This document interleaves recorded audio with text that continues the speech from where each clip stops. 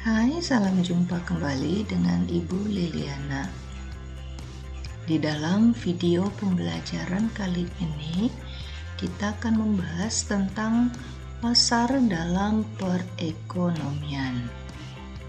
Untuk materi ini merupakan materi kelas 10. Nah, tentang pasar pasti kita pernah melihat atau bahkan sudah pernah bertransaksi di pasar untuk membeli bahan-bahan kebutuhan. Nah, kali ini kita melihat apa yang dimaksud dengan pasar. Nah, pasar itu merupakan tempat bertemunya penjual dan pembeli dengan tujuan apa? Nah, tujuannya adalah untuk melakukan transaksi, melakukan tawar-menawar hingga tercapai kesepakatan.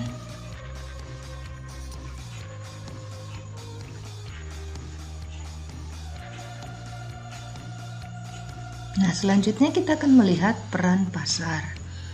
Nah, fungsi dari pasar itu sebenarnya merupakan tempat untuk menyalurkan atau memasarkan hasil produksi agar bisa dikonsumsi oleh konsumen.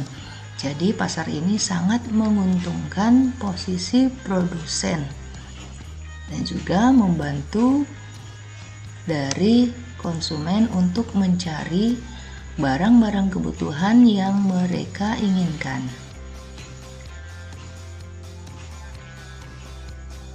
Selanjutnya kita akan melihat macam-macam pasar. Nah, macam-macam pasar di sini ada 3. Jadi yang pertama itu adalah pasar konkret dan pasar abstrak.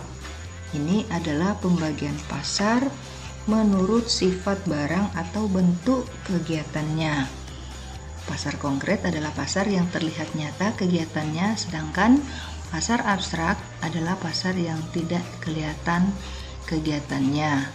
Misalnya transaksinya dilakukan lewat telepon, lewat email, dan lain-lain.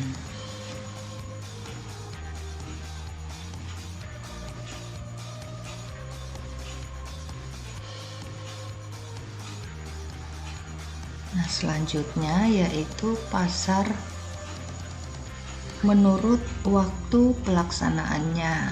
Jadi di sini pasar harian, pasar mingguan, pasar bulanan, dan pasar tahunan. Jadi di sini dibagi menurut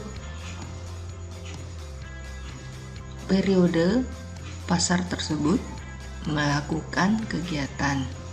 Apakah pasar tersebut buka setiap hari, atau hanya setiap minggu, atau hanya dalam bulan-bulan tertentu, atau mungkin dalam 1 tahun.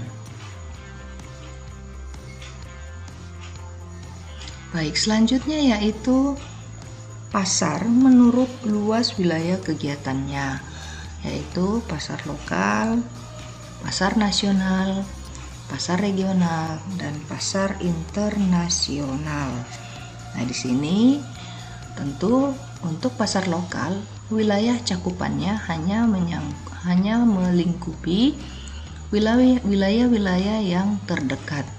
Jadi hanya wilayah-wilayah sekitar. Nah, kemudian kita akan lanjut pada bentuk pasar. Nah, di sini ada 2 ya. Struktur atau bentuk pasar itu terdiri dari 2 bagian, yaitu pasar persaingan sempurna dan pasar persaingan tidak sempurna.